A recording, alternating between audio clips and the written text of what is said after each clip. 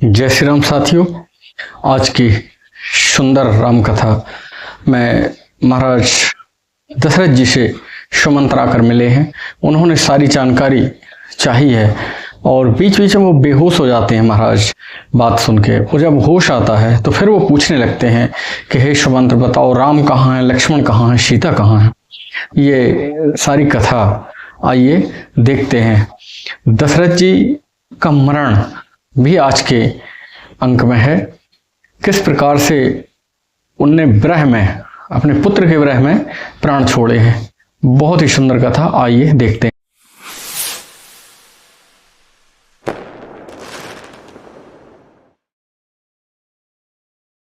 प्रथम बासुतम शाभयहूँ, दूसर सुर सरि तीर, न्याय रहे जल पान करे, सीय समेत दो वीर। श्री राम जी का पहला निवास जो है तमसा नदी के किनारे हुआ है, दूसरा सुरसरी यानी गंगा नदी के किनारे हुआ है। और दोनों भाई और माँ जानकी सहित सब लोगों ने स्नान करके सिर्फ जल पीकर ही पूरा दिन गुजारा है। केवट कीन बहुत सेविकाई, सो जामिन सिंगरौर गवाई, होते प्रात बट क्षीर मंगावा, जटा मुकुट निज शीस बनावा। केवट निषाद राज ने बहुत अधिक सेवा की है। वह रात सिंगरौर यानी कि श्रृंगवीरपुर में ही बिताई है। दूसरा दिन सवेरा होते ही बड़का दूध मंगाया है और सुंदर जटा स्वयं ने बनाए हैं। और लक्ष्मण जी के भी सुंदर जटा जो बनाए हैं।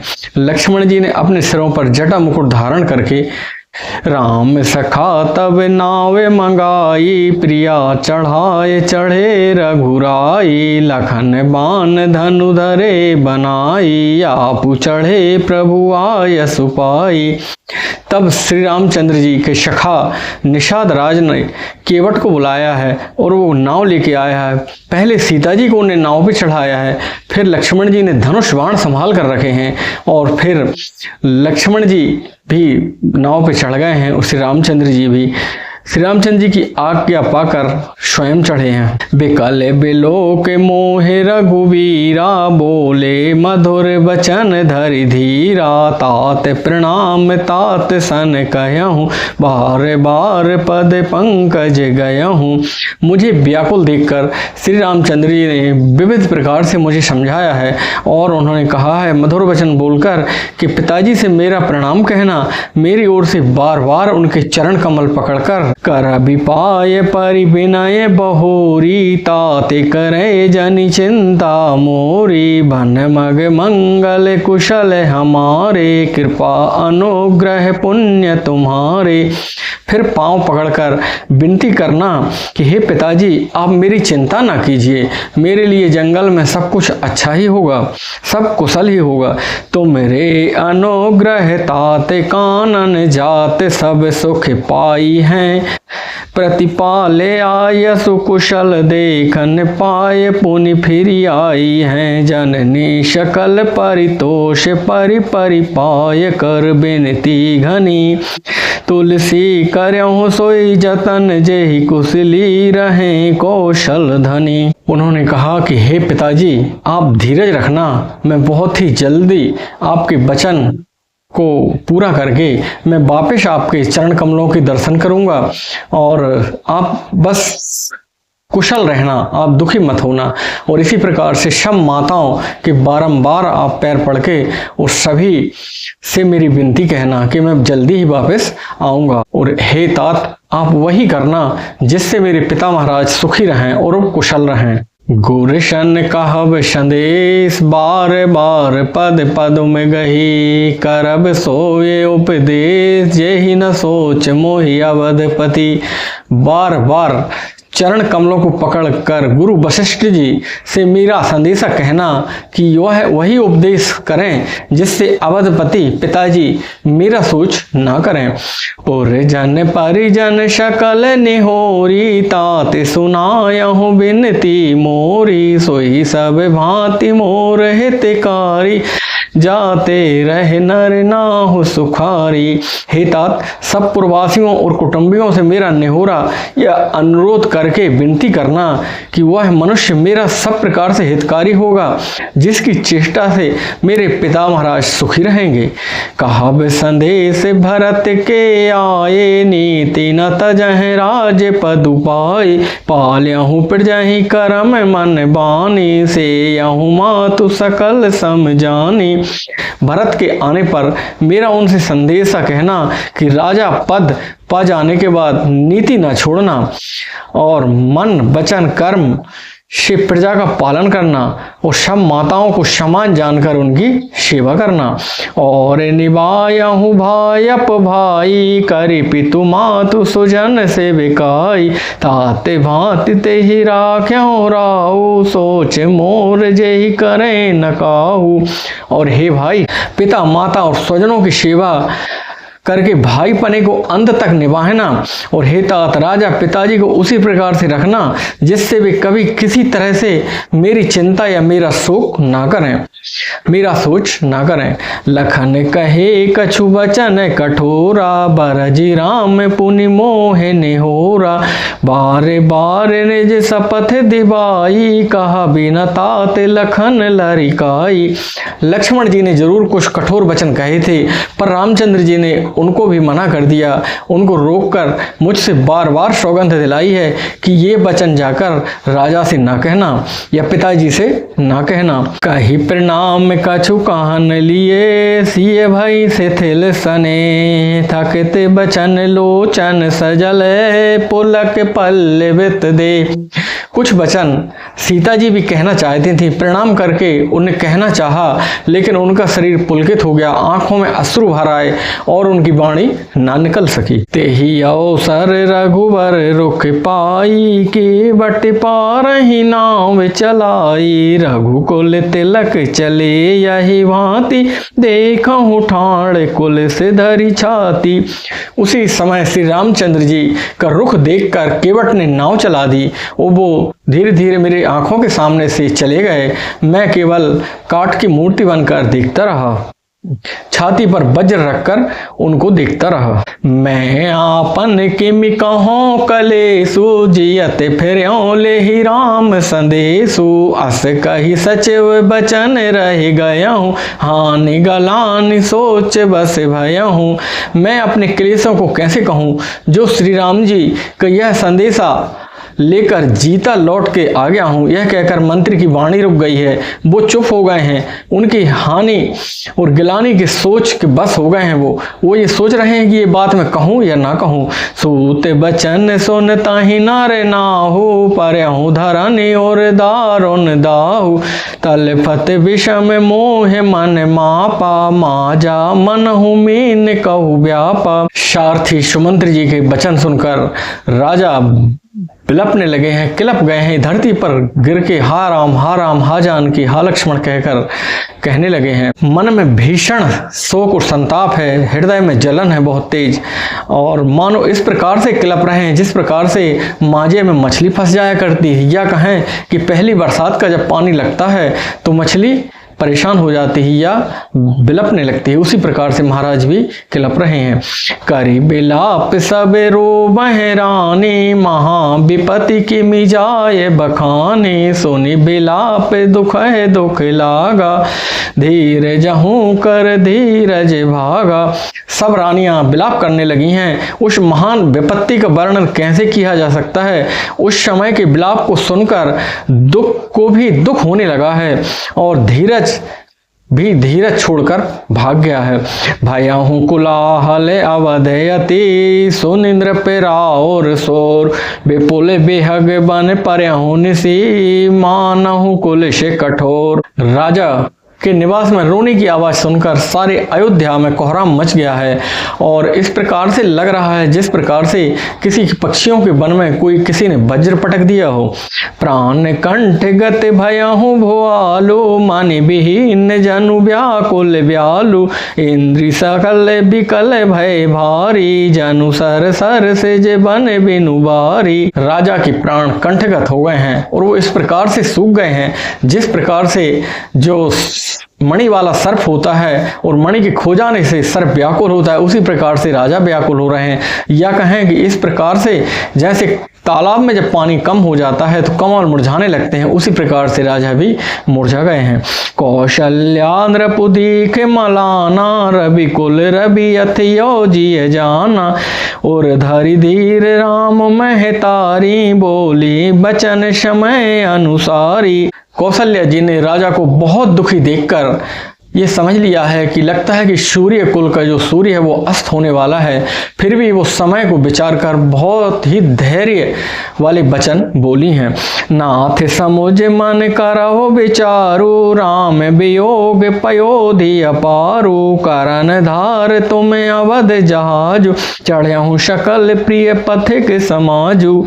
कहा, हे नाथ, मैं समझती हूँ कि ये दुख बहुत बड़ा है, लेकिन ये राम जी का विरह है, ये तो पूरा समुद्र के समान दुख है, लेकिन इसमें जो अयोध्या है वो जहाज है और उसके कर्णधार आप हैं, यानी कि उसको चलाने वाले आप हैं। ये सोचकर आप धीरज रखिए। यदि आप ही धीरज ना रखेंगे तो ये जहाज जो है, अयोध्या रूपी जहाज, वो डूबने लगेगा। धीरज धरा हूँ तपाया हूँ पारो नाही तबोण सब परिवारो जो जिय धरे बिनय पिय मोरी राम लखन सिय मिलय बहोरी। आप धीरज धरिएगा तो पार पहुंच जाएंगे, नहीं तो सारा परिवार डूब जाएगा। हे प्रिय स्वामी, यदि मेरी विनती आप हृदय में धारण कीजिएगा तो श्री राम लक्ष्मण सीता आपको दोबारा आकर जरूर मिलेंगे। प्रिया वचन मृदु सुनत नृपै चित्तयों आँख उघारी तलपत मीन मलिन जनु सींचत शीतल बारी। प्रिय पत्नी कौशल्या जी की बात सुनकर राजा ने अपने नेत्र उघाड़े हैं और उनको ऐसा लगा है जैसे कि तड़पती हुई मछली के ऊपर किसी ने शीतल जल डाल दिया हो। धरि धीरज उठ बैठे भुआलु कहो सुमंत्र कहे राम कृपालु कहा लखन कहे राम स्नेही कहे प्रिय पुत्र वधु वैदेही। धीरज धरकर राजा उठ बैठे हैं। सुमंत्र कहो, कृपालु श्री राम कहाँ हैं, लक्ष्मण कहाँ हैं, स्नेही राम कहाँ हैं और मेरी प्यारी बहू जानकी कहाँ हैं। बिलपति राव बिकल बहु भांति भाई जुग सरस सिराती नराती तापस अंध सांप सुधियाई कौशल्या है सब कथा सुनाई। राजा व्याकुल होकर बहुत प्रकार से विलाप कर रहे हैं। वह रात युग के समान बड़ी हो गई है, बीतती नहीं है। राजा को अंधे तपस्वी श्रवण कुमार की याद आ गई है कि शाप को याद आ गई है। उन्होंने सब कथा कौशल्या जी को सुनाई है। उन्होंने कहा है कि एक बार की बात है कि श्रवण कुमार अपने माता पिता को लेकर तीर्थयाटन के लिए जा रहे थे। उसी समय उनके माता पिता ने कहा कि मुझे पानी पीना है, और पानी पीने के लिए जब मांगा उन्होंने तो श्रवण कुमार ने उनको एक जगह बिठा के वो गए हैं। श्रवण कुमार कावड़ बना के ले जा रहे थे, यानी एक कावड़ जानते होंगे तराजू के जैसा होता है, एक को आगे बैठा लिया था, माँ को पीछे, पिता को बैठा के, इस प्रकार से वो यात्रा कर रहे थे। जब पानी के लिए लेने गए नदी में तो वो जो तूमी थी वो उसको उन्हें डुबाया तो उससे आवाज आ रही थी बुड़ बुड़ बुड़ बुड़ की। तो दशरथ जी को लगा कि कोई मृग आ गया है शायद, तो उन्होंने धनुष उठाया और शब्द भेदी बाण जब उसको मारा है तो वो जाके श्रवण कुमार को लगा है। और श्रवण कुमार जब खत्म हो गए हैं, राजा ने देखा है जाकर, बहुत दुखी हुए हैं और उन्होंने वो जल ले जाकर जब उन माता पिता को पिलाना चाहा, हालांकि माता पिता अंधे थे, लेकिन उन्होंने वो आवाज नहीं आई अब श्रवण कुमार की, तो पहचान गए कोई दूसरा है। तो उन्होंने श्राप दिया था कि तुम भी पुत्र के शोक के कारण ही मारे जाओगे। तो ये पूरी कथा कौशल्या जी को सुनाई है राजा दशरथ ने। भयहु बिकल बरनत इतिहासा राम सहित दिग जीवन आशा सो तनु राखी करब मैं कहा जेहि न प्रेम पनु मोर निवाहा। उस समय का इतिहास का वर्णन करते करते राजा विकल हो गए हैं, यानी कि व्याकुल हो गए हैं और कहने लगे कि इस शरीर को रख के अब रखने से क्या फायदा जाता है, क्योंकि यह शरीर तो केवल राम के लिए था, राम नहीं है तो यह शरीर भी नहीं रहना चाहिए। इस प्रकार से बहुत दुखी होकर कहते हैं कि इस शरीर को रखकर अब मैं क्या करूंगा। हा रघुनंदन प्राण पीरीते, तुम बिन जियत बहुत दिन बीते। हा जानकी लखन हा रघुवर, हा पितु हित चित चातक जलधर। हा रघुकुल को आनंद देने वाले मेरे प्राण प्यारे राम, तुम्हारे बिना जीते हुए मुझे बहुत दिन बीत गए हैं। हे हा जानकी, हा लक्ष्मण, हा रघुवर, हा पिता के चित्त रूपी चातक के हित करने वाले मेघ, तुम कहाँ हो। राम राम कही राम कही, राम राम कही राम। तनु परिहरि रघुवर बिरहे, राव गयऊँ शुरधाम। राम राम कहकर, फिर राम राम कहकर, फिर राम राम कहकर और फिर राम राम कहकर राजा श्री राम के विरह में शरीर त्याग कर सुरलोक के लिए सिधार गए हैं। जियन मरण फल दशरथ पावा, अंडे अनेक अमल जसु छावा। जियत राम विधु बदन निहारा, राम बिरह करि मरनु सवारा। जीने और मरने का फल तो दशरथ जी ने ही पाया है, जिनका निर्मल यश अनेकों ब्रह्मांडों में छा गया है। जीते जी तो श्री रामचंद्र जी के मुख के दर्शन किए हैं और श्री राम जी के विरह के निमित्त बनाकर अपना मरण भी उन्होंने सुधार लिया है। सो के बिकल सबेरो वह रानी, रूप शील बलु तेज बखानी। करहि बिलापे अनेक प्रकारा, परहि भूमि तल बारहि बारा। सब रानियां शोक के मारे व्याकुल होकर रो रही हैं, बार बार धरती से गिरती हैं और राजा के रूप, शील, बल और तेज का बखान कर रही हैं, अनेक प्रकार से विलाप कर रही हैं, बार बार धरती पर वो गिर जाती हैं। बिल पहि बिकल दास अरुदासी, घर घर रुदन करें पुरवासी। अथयऊ आज भानु कुल भानु, धर्मे अवध गुण रूप निधानु। दासी दासगण सभी लोग विलाप कर रहे हैं, नगरवासी घर घर शोक का माहौल है, रो रहे हैं। कहते हैं कि आज धर्म की सीमा, गुण रूप के भंडार, सूर्य कुल रूपी सूर्य का अस्त हो गया है। गारी शकल के कई देही, नयन विहीन कीन जग जेहि। यह विधि बिल पतरैन बिहानी, आए शकल महामुनि ज्ञानी। सब कैकेयी को गालियां देते हैं, जिससे संसार भर के बिना नेत्र अंधा कर दिया है। इस प्रकार विलाप करते करते रात बीत गई है और प्रातः काल वशिष्ठ जी आए हैं। तब वशिष्ठ मुनि समय समय, कहे अनेक इतिहास। शोक निवार्यों सवै करे, निज विज्ञान प्रकाश।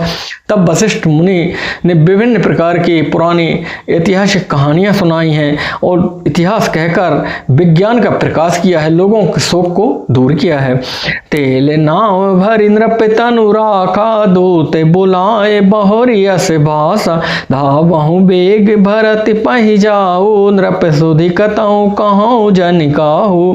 वशिष्ठ जी ने नाव बुलाई है, उसमें तेल भरकर राजा के शरीर को सुरक्षित रख दिया है। उसके बाद दूतों से कहा है कि आप लोग जाएं और भरत को लेकर आएं। भरत से या किसी से भी राजा की मृत्यु का समाचार ना कहना।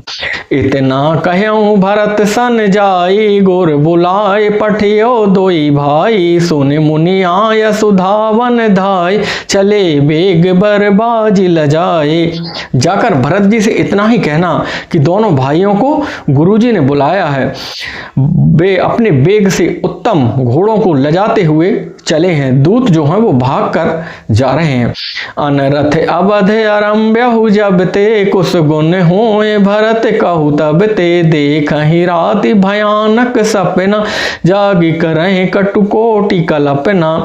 जब से अयोध्या में अनर्थ हुआ है तब से भरत जी को अनेक प्रकार के बुरे स्वप्न आते हैं। वह की बुरी कल्पनाएं मन में करते हैं, कहीं ऐसा ना हो गया हो, कहीं वैसा ना हो गया हो।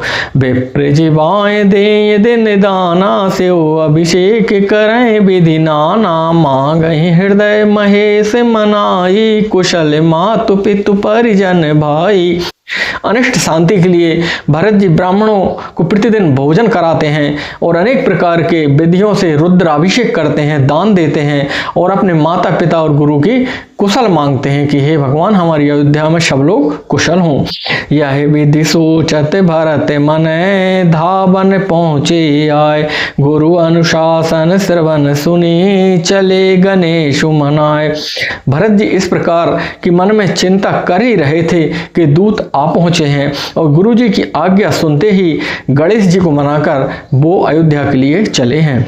चले समीर बेग है हाँ के नागद सरित सैल बन बाके, हृदय सोच बड़ कछु न सुहाई, अस जान जिए जाओ उड़ाई। हवा के समान बेग से चलने वाले उनके घोड़े रथ में जुटे हुए थे और वो हवा के समान चल रहे थे। तो बड़े बड़े नदी, पहाड़ और जंगल को पार करते हुए भरत जी चले हैं और मन में अनेक प्रकार की कल्पना है कि क्या हो गया है, गुरुजी ने क्यों बुलाया है। इस प्रकार के सोचते विचारते हुए वो चले जा रहे हैं। एक निमिष बरस सम जाई, यह विधि भरत नगर नियराई, असगुन होए नगर पैठारा, रटाई को भांति को खेत करारा। एक निमिष वर्ष की भांति बीत रहा है भरत जी का। ऐसा करते करते वो अयोध्यापुरी के पास पहुंचे और बुरी तरह से अपशकुन हो रहे हैं, कौए बोल रहे हैं। अयोध्या जी में प्रवेश करते हुए बहुत से अपशकुन हो रहे हैं। खरशियार बोल हैं प्रतिकूला, सोनी सोनी होए भरत मन शूला, श्रीहत सर सरिता बन बागा, नगर विशेषी भया बन लागा। गधे सियार बोल रहे हैं। भरत जी के मन में बहुत ही शंका पनप रही है। तालाब, नदी, वन, बगीचे सब शोभाहीन है। नगर बहुत ही भयानक लग रहा है। खग मृग हाय गए जाहि न जोए, राम वियोग कुरोग बिगोए, नगर नारी नर निपटे दुखारी, मनहु शबेन सब संपत्ति हारी। श्री राम जी के वियोग रूपी बुरे रोग से सताए हुए पक्षी, पशु, घोड़े, हाथी ऐसे दुखी हो रहे हैं, देखे नहीं जाते हैं। नगर के स्त्री और पुरुष अत्यंत दुखी हैं, मानो सब अपनी सारी संपत्ति गवा चुके हैं। पुरजन मिल है न कहें कछु, गवही जो हार जाए, भरत कुशल पूछे न सकहीं, भय विषाद मन मान। नगर के लोग मिलते तो हैं, सिर्फ जोहार करके धीरे से निकल जाते हैं। कोई भरत जी से कुशल नहीं पूछ रहा, भरत जी भी किसी से कुशल नहीं पूछ पा रहे हैं, क्योंकि मन में बहुत उनको शोक हो रहा है। हाट बाट नहीं जाए निहारी, जनुपुर दह दिस लागी दवारी, आवत सुत सुन के कई नंदनी, हर्षि रवि कुल जल रोह चंदनी। बाजार और रास्ते इतने भयानक लग रहा है कि देखे नहीं जाते हैं। नगर में 10 दिशाओं में दावाग्नि लगी हुई है। पुत्र की आतिश सुनकर सूर्य कुल रूपी कमल के लिए चांदनी रूपी कैकई बड़ी हर्षित हुई है। सजी आरती मुदिते उठी धाई, द्वार ही भेंटी भवन ले आई, भरत दुखित परिवारु निहारा, मानऊ तोहिन बनज बनु मारा। वह आरती सजाकर कैकेयी जी ले आई हैं तो वह भरकर उठ दौड़ी हैं। दरवाजे पर मिलकर भरत शत्रुघ्न महल में ले आई हैं। भरत ने सारे परिवार को दुखी देखा है और मानो कमल के वन में जिस प्रकार से पाला मार गया हो, इस प्रकार से उनको लग रहा है। कैकेयी हर्षित यही भांति, मनहु मुदित दौलाए किराती, सुतहि सोच देख मन मारे, पूछती नहीं हर कुशल हमारे। एक कैकेयी को इस तरह हर्षित देखते हुए मानो भेलिन ने जिस प्रकार से जंगल में आग लगा दी हो और वह प्रसन्न हो रही हो, इस प्रकार से वो आनंद से भर रही हैं। पुत्र को सोच बस देखकर, भरत जी को सोच बस देखकर बोलती हैं कि हमारे मायके में सब कुछ ठीक तो है भरत, तुम बहुत दुखी दिखाई दे रहे हो। सकल कुशल कही भरत सुनाई, पूछी नुज कुल कुशल भलाई, कहु कहतात कहाँ सब माता, कह सिय राम लखन प्रिय भ्राता। भरत जी ने सब कुशल सुनाकर उनके मायके की पूछा है कि माँ हमारे घर में तो सब ठीक है, पिता महाराज कहाँ हैं, सब माताएं कहाँ हैं, और भाई राम भैया लखन कहाँ हैं। सुन सुत बचन स्नेह मैं, कपट नीर भरी नैन, भरत श्रवण मन शूल समय, पापिन बोली वैन। पुत्र के स्नेह में वचन सुनकर नेत्रों में कपट का जाल भरकर पापनी कैकेयी भरत के कानों में मन में शूल चुभाने वाले वचन बोली हैं। ताते बात में सकल सवारी, भय मंथरा सहाय बिचारी, कछुक काच विधि बीच बिगार्यों, भूपति सुरपति पुर पगुधारहूं। हे तात, मैंने सारी बात बना ली है। वो बेचारी मंथरा मेरी बहुत बड़ी सहायक सिद्ध हुई है। इस समय विधाता ने बस थोड़ी सी बात बिगाड़ दी है, कि जरा सा काम बिगाड़ दिया है। वह यह है कि राजा देवलोक पधार गए हैं। सुनते भरत भय विवश विषादा, जनु सहम्यों करके हरिनादा, ताते ताते हा ताते पुकारी, परे भूमि तल व्याकुल भारी। भरत यह सुनते ही विषाद के मारे विवश हो गए हैं, और मानो सिंह की गर्जना सुनकर हाथी सहम गया हो। वे हातात हातात हातात कहकर वो धरती पर गिर पड़े हैं, व्याकुल होकर जमीन पर गिर पड़े हैं। चलते न देखन पाया हो तो ही, ताते न राम सौंप्यो मोही, बहुर धीर धरी उठे संभारी, कह पितु मरन हे तुम्हें तारी। और विलाप करने लगे हैं कि हे तात, मैं आपको स्वर्ग जाते हुए नहीं देख पाया, और आपने मुझे राम को भी नहीं सौंपा है, राम भैया को भी सौंप कर नहीं गए हो आप मुझे। फिर धीरज धरकर वे संभल कर उठे और बोले, माता पिता, हे माँ, पिताजी के मरने का कारण तो बताओ। सुन सुत बचन कहते कैकेयी, मरम 5 जनु माहुर देई, आद्यहु ते सब आपन करनी, कुटिल कठोर मुदित मन बरनी। पुत्र का वचन सुनकर कैकेयी कहने लगी, मानो मर्म स्थान को चाकू से चीरकर उसमें जहर भर रही हूं। कुटिल और कठोर वाणी से कैकेयी ने अपनी शब करनी शुरू से आखिर तक बड़े प्रसन्न मन से सुना दी है। कैकेयी बोली कि हे पुत्र, एक बार की बात है कि देवासुर संग्राम जब हो रहा था, तो उस समय मैं राजा के साथ थी और चके की कील निकल गई थी, तो मैंने उधर उंगली लगा ली थी जिससे चका ना निकल पाए, और राजा वो युद्ध जीत गए थे। तो राजा ने प्रसन्न होकर कहा था कि तुम वर मांगो। तो मैंने उनसे कहा था कि अभी जरूरत नहीं, जब जरूरत होगी तब मैं वर मांग लूंगी। तो मैंने बस वो 2 वर मांगे हैं पुत्र। उनसे कहा, मंथरा ने मुझे बहुत ही सहायता की इन दिनों में। पहला वर मांगा उनसे कि भरत राजा हो, और दूसरा बार है कि 14 वर्ष के लिए राम के लिए वनवास हो। इतना सुनते ही राजा व्याकुल हो गए, और श्री राम जी और लक्ष्मण और जानकी ये सब लोग वन की ओर चले गए। भरत ही बिसरिया हूँ पितु मरन, सुनते राम बन गौन, हेते अपन पौ जान जिये, थकते रहे धरि मौन। श्री रामचंद्र जी का वन गमन सुनकर भरतलाल जी स्तब्ध हो गए हैं, राजा का मरना भूल गए हैं, और वो स्तंभित होकर बैठकर सिर पे हाथ रख के आंख बंद करके सोचने लगे हैं। आज की कथा यहीं तक। जय श्री राम।